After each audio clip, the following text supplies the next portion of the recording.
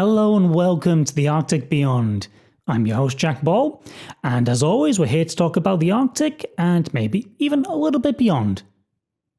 Now right now we're here to talk about plastic. Plastic, glorious plastic. Where would we be as a species without Tupperware? Where would we be? Could humanity ever reach the never-ending heights of the universe without this abomination? I can't think of a better use of the finite resources of the planet, which could power us to a better, more equal tomorrow, than the absolute nightmare fuel that is half frog, half old man faces shooting fake tongues like an attempt to spice things up in the bedroom gone irreparably wrong. Now obviously here I'm going to be focusing on the negatives of plastic, but I will take a moment to say that plastic has done a lot of good for human history. Plastic, in fact, it has a place in human history for a lot longer than you might think. Natural rubber, for example, has been in use within human civilizations for thousands of years. Tribes would heat, mold, and harden natural rubber to form specific shapes to be used in certain decorations, tools, all sorts of things in the same kind of manner that we do the same thing with plastic, and of course we still do with natural things like rubber and natural latex. Since the inception of synthetic plastic by Dr. Leo Baekeland in the early 20th century, its use has absolutely exploded. Very quickly, the material known as Bakelite at the time, it was adopted by all sorts of industries, and by 1945 the more modern nylon and polythene types of synthetic plastics had already been invented. All of this is building to the 1960s when plastic was made widely and cheaply available to the public, and like I said before, suddenly its use and its marketing exploded. It just became a part of daily life in so much of the world. The 60s. Now, as you might be able to tell, not my era, but the 60s, I'm going to pretend I remember that like so many people who think they were born in the wrong era. That glorious time when you could smoke inside a cramped plane and it was considered healthy. They put salad inside jelly, they put vitamins inside donuts, and you were showered with asbestos on a daily basis like a foam party in Ibiza. And to top it all off, we have this insane advert which shows just how much fun it is to put your children in a plastic bag. Look at how much fun that is. Look at how much fun those children are having. That's safe, that's clean fun, nothing can go wrong. It's transparent. You know, childcare costs, who needs childcare costs? You're at work, you put your kids in a bag, shove them in the corner, you can keep an eye on them, they're not going anywhere. The 60s. Safe, clean, wonderful time. And all of this doesn't even address the plastic clothing craze which swept the 60s.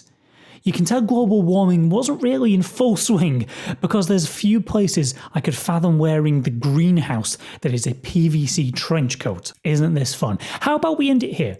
Hey, how about we end the talk about plastics here? You know, hey, it was fun for a while, and you know what?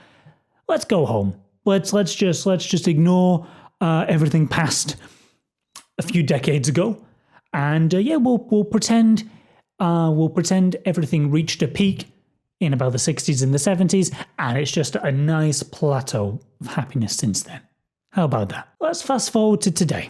We're all very aware of the ravages of plastic pollution, with stories like this. A healthy albatross chick in its diet should really have things like squid, so we can find the squid beaks that come out of the pellet. And also things like fish, so we can find fish bones as well. But these chicks are being fed something very different. We have some plastic that this poor chick has had to bring up. Plastic bag. Here we have some food packaging, looks like rice. Luckily for this chick, he has managed to get this out of his stomach. So fingers crossed he doesn't have any more plastic left in there before he fledges. I don't really need to go into detail about the major, more obvious problems of plastic pollution around the world, but of course we're here to talk about the Arctic. If we weren't here to talk about the Arctic, the channel would just be called The Beyond, which sounds less like a place to get some informed news and analysis, and more like an indie rock group which hasn't had a single hit since 2009 and are currently on their 4th reunion tour.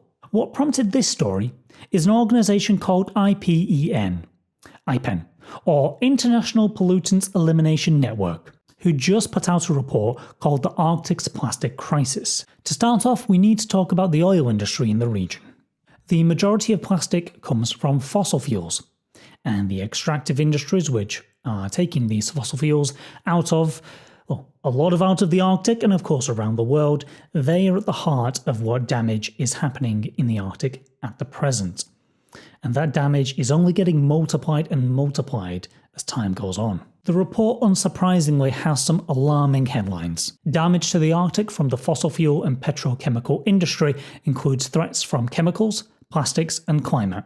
These have combined to poison the land, the water, and the traditional food sources of the Arctic Indigenous peoples, with ongoing health effects that threaten their cultures and communities. The Arctic is home to over 13 million people from over 40 different ethnic groups. The amount of resources that are being extracted from the Arctic is vastly disproportionate in terms of the negative effects happening to all the Arctic peoples and the benefits that they are in turn receiving. Life in the Arctic is hard. It has always been hard, and yet as industries have moved in and are making so much profit out of extracting resources from the Arctic, life really hasn't improved all that much for the people that live there. Multinational corporations have for decades extracted oil and gas from Alaska, and only recently has proper environmental oversight come into place. Air pollution in the Arctic from these operations and oil spills and releases of hazardous substances harm the environment and threaten the Arctic people's health. Yet the costs of this damage have never been calculated.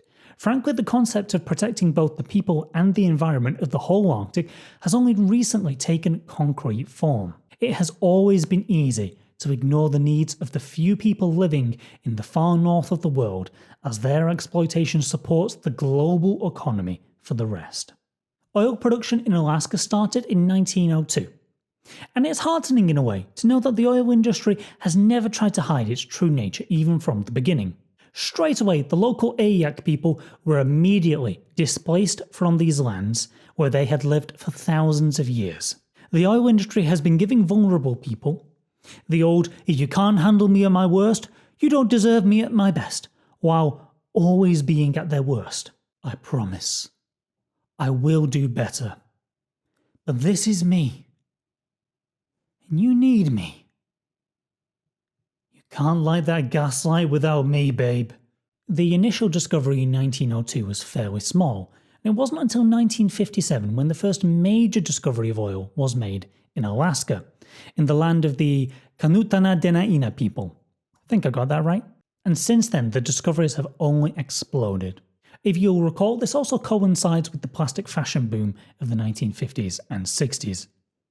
An approximate total of the amount of gas and oil that has been produced in Alaska since the 20th century is over 19 billion barrels of oil and nearly 129 billion cubic feet of gas. Let's put those numbers into a bit of perspective, shall we? That we can all understand. And by we can all understand, I'm going to go so very British with this. A single tea bag is about 20 cubic centimetres. An African elephant is about 31 cubic meters in size. To make an elephant out of tea bags, you would need about 1.55 million tea bags. Looking at the amount of gas produced in Alaska, it's as if 117,834,619 elephants were taken from the ground. And in tea bag form, that is 182.64 trillion tea bags. You could fill the Grand Canyon 87% full with that many tea bags. That's how much oil and gas. I could have just said, I could have said that's how much. I could have said you could fill the Grand Canyon 87% full with all of that, and that would have been the exact same comparison. Let's get that clear here. But I went to tea bags. So I'm going to say you can fill the Grand Canyon 87% full with tea bags. It's the way I can understand it, okay? Does that help? I feel like that helped. So this abundance of oil, gas, and other fossil fuels are being extracted at massive rates from Alaska. You might think, well, with the push towards renewable energy, surely there must be a reduction of fossil fuel usage, so things must be improving. Listen, do you think anything important really happens in the world if the fossil fuel industry don't give it an okay? Aren't okay with it? They've seen the way the wind is blowing and it's all plastic, baby. Renewable energy technologies are heavily using plastics in the ultimate irony. But I'll just say that the plastic industry, it is much smaller than the oil and the gas industry. So even a thriving plastics industry in the future, if that is essentially in a way replacing the oil and gas industry, that will still be a lot smaller than the oil and gas industries. So there's one thing to keep in mind as we talk about plastics and increasing use of plastics, is that in a way it will sort of be, I don't want to go as far as say it'll be good or okay. I do not want to give the plastic industry that kind of credit, but it won't be as negative if it is replacing oil, gas, extractive industries like that to a degree. All right, so what's the problem with plastic? Talked about all this. What is the problem? Well, first of all, we need to talk about how plastic is getting into the Arctic. You know, as I said, there's only 13 million people there, some of the least densely populated regions in the world. How is all that plastic getting there? Isn't it much worse in other places? I'm afraid not. Everyone knows plastic pollution is terrible. That's why images like these routinely make everyone feel so sad as we unwrap 4 layers of packaging to get to our Oreos, which were half price. Well, I'm afraid it is especially bad in the Arctic. Well, it's more like especially bad at both poles, both the Arctic and the Antarctic. But I'm the Arctic expert here, not the Antarctic expert, okay? I don't know what those penguins do down there in their free time, and frankly, I don't want to know. It's too cute. It's too suspicious. I don't like it. The reason things are worse in the Arctic is something called the Grasshopper effect. Rather than something that sounds like what happens when you drink too much Red Bull, the Grasshopper effect is a geochemical process that manages to take a lot of trash and dump it right on the Arctic's doorstep. So basically how it works, we have persistent organic pollutants, kind of chemical pollutants, and microplastics. They're accumulating in the areas where, most people are living, further south, in the kind of subtropic and tropical regions. Instead of just staying where they are, these horrible substances, they're making the way to the poles either by evaporating into the atmosphere, or they get thrown into the air, things like when a wave crashes against a cliff. If there's one thing to remember from your high school science classes, I hope it wasn't that every single textbook is just a canvas for a wonderful array of penis drawings. I hope instead that you do remember that hot air rises and cold air falls. The warmer air in the southern latitudes, it rises into the upper atmospheres. The wind currents, they take these chemicals, these microplastics, takes them to the north, and the air cools. Gets colder up there, the air cools, everything that has been collected, the chemicals, the microplastics, it all falls, just falls, dumps itself in the colder places, in the Arctic, in the Antarctic. It's called the Grasshopper effect because it is jumping effectively half the planet. It's just rising and falling essentially half a planet away, while missing any number of ways it might get caught somewhere else in the world. It avoids all of that and conveniently finds its way into the Arctic. Now, something that really surprised me when researching this piece is that 92% of all of the microplastic that is found in some studies that is collected in the Arctic, 92% of it can be traced back to the clothing industry. It might be easy to think when you think of microplastics, you think of specifically things made of small plastic Maybe small plastic beads or, I don't know, plastic bottles that get broken up, things like that. But no, it's plastic fibers, nylon, polyester, spandex, fleece. Yeah, fleece. I, for some reason, never twigged before. Fleece is plastic. All of these synthetic fabrics, they've really come to dominate the clothing industry. Every single time these clothes are washed, bits of these plastic fibers break off and they're just immediately in the water system and eventually will find their way out to the ocean. And as we've learned now, if it ends up in the ocean, there's a very good chance it's going to find itself in the Arctic.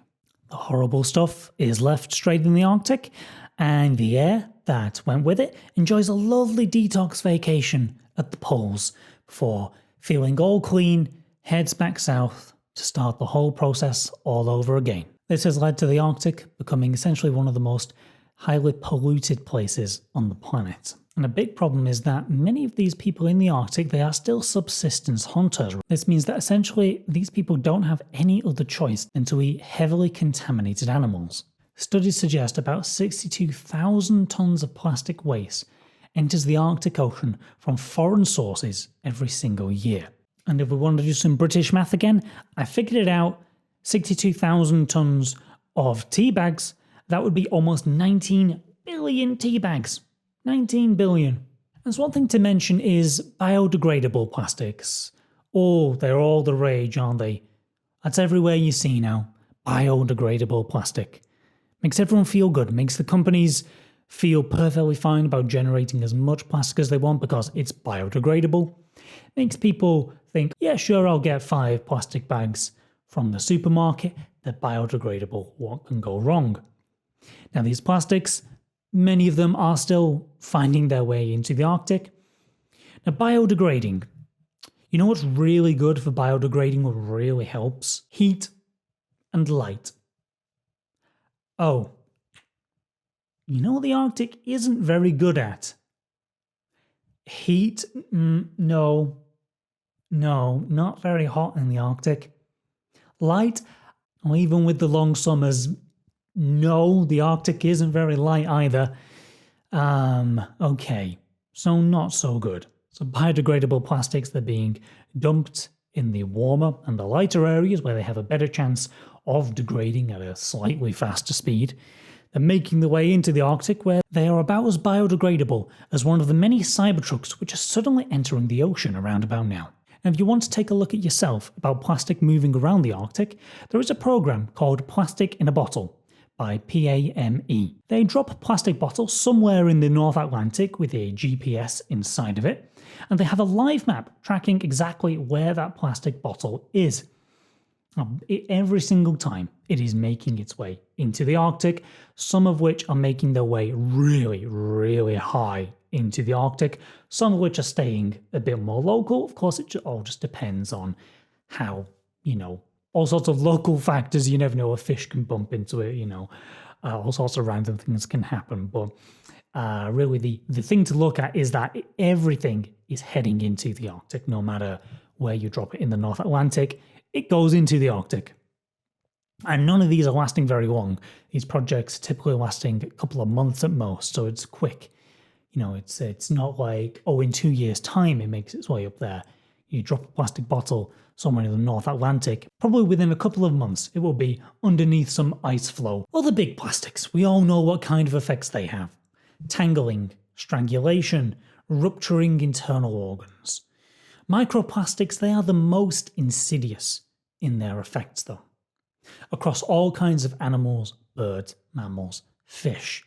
The majority of all animals in the Arctic have been found to have plastic in their stomachs. Occasionally, animals have been found that they can expel some plastic through their poop, but that is a minimal amount. When the plastic gets ingested, it stays ingested. Big problem is that it doesn't just stay in the stomach though, it moves throughout the body and moves to much more vulnerable areas and causes some severe health problems. But more than just health effects, there's a few less obvious impacts. Plastic heading into the Arctic that it has, also negative of course, disease and invasive species.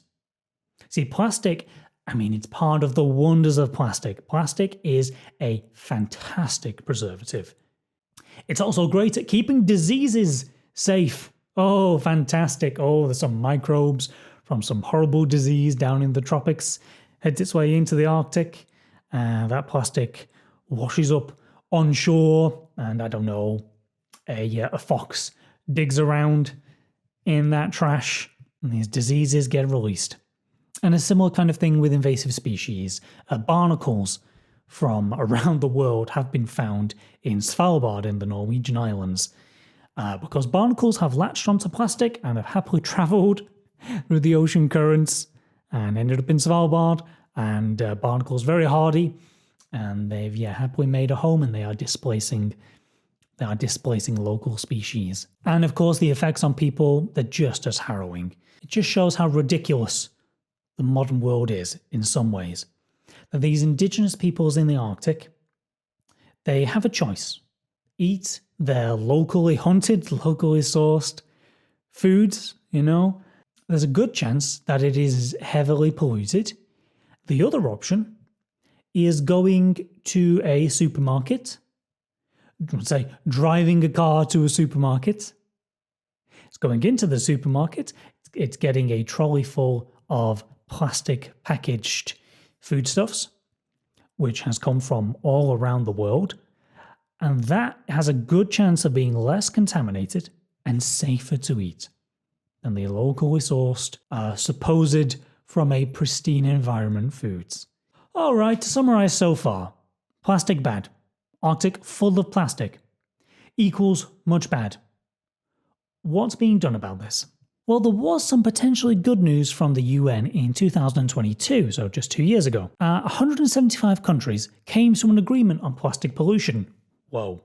Whoa, whoa, whoa. Here we go. Hold the phone. Hold the phone. What did they agree on? They agreed to come up with an agreement.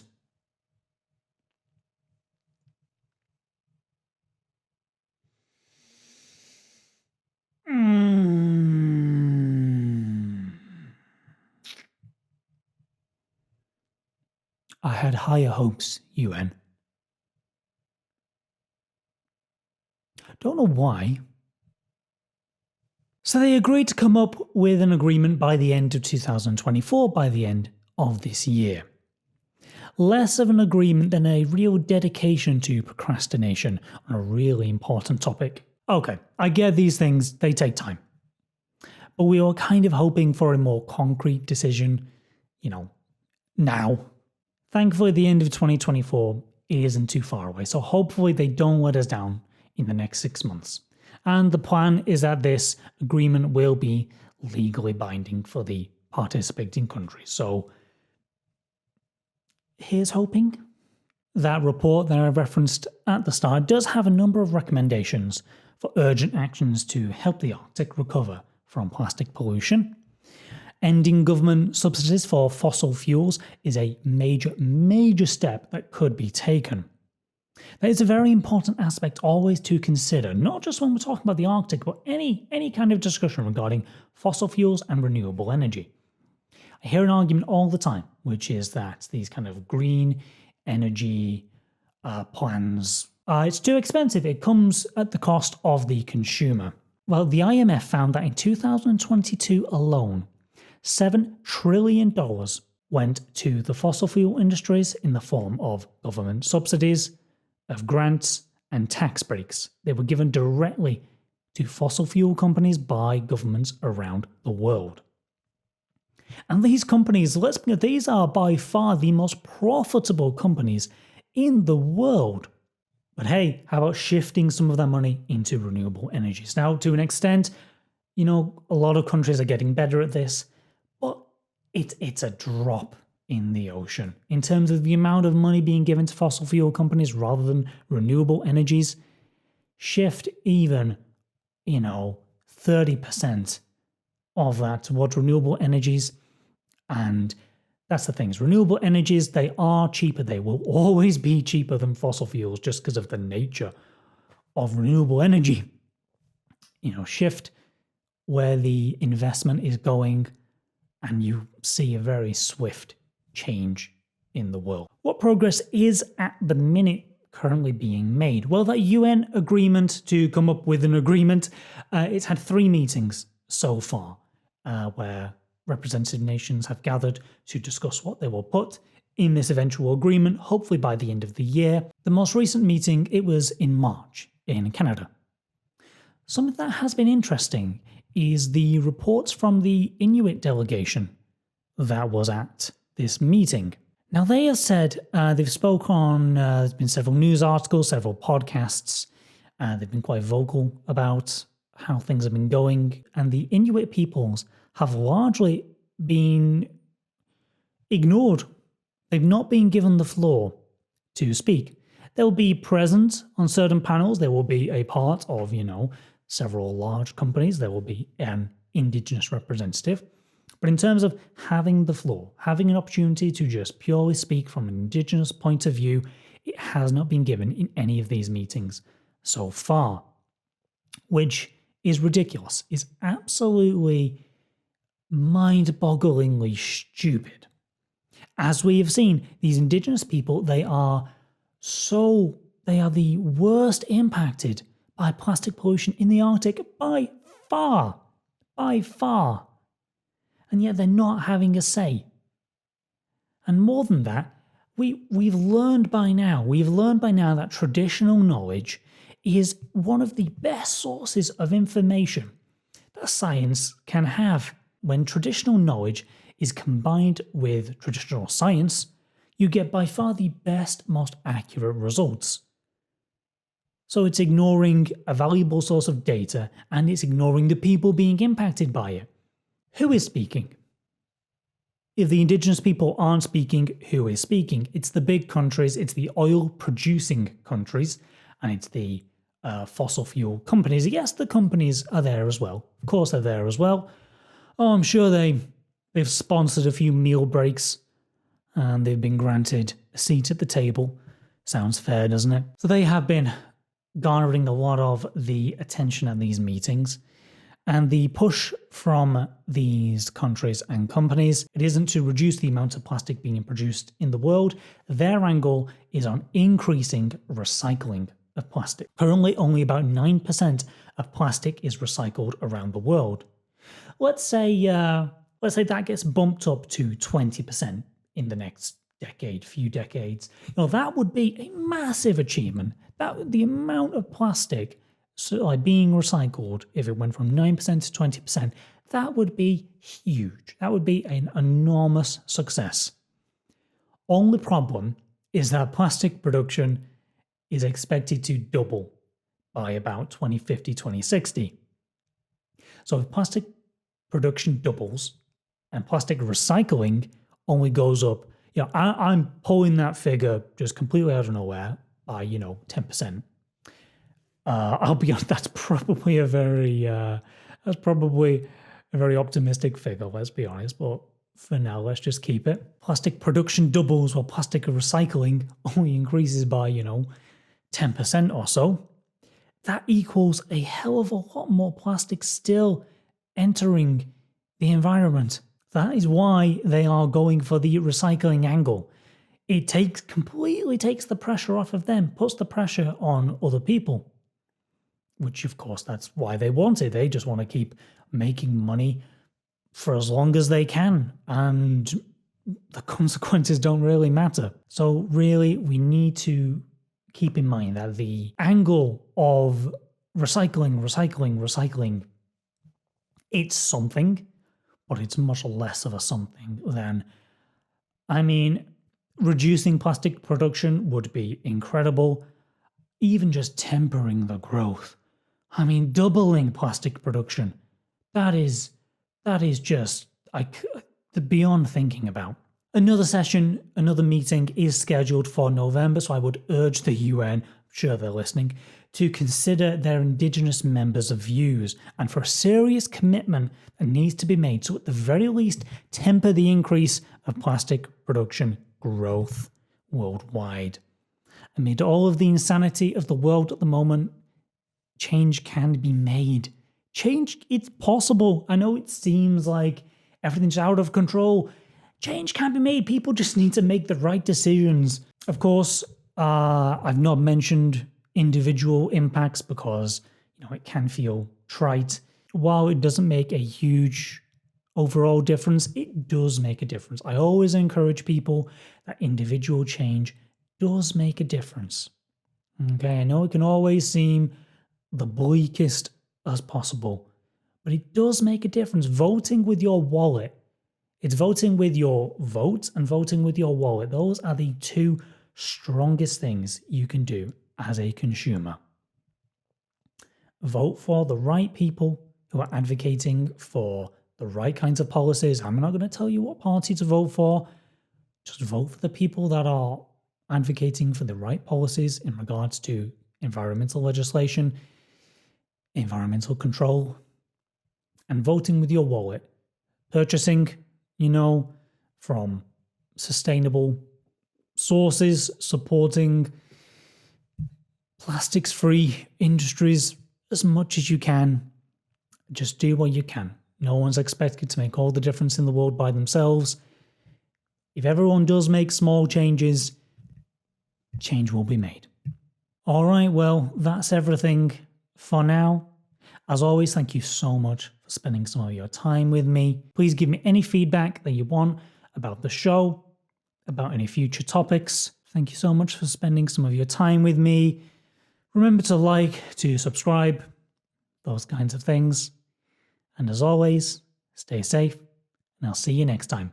Bye-bye.